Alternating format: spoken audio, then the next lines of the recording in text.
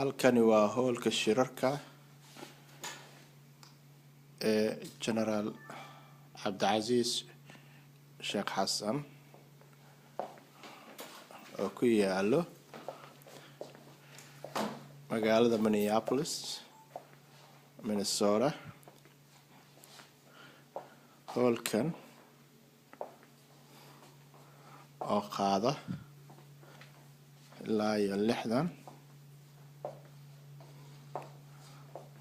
qof.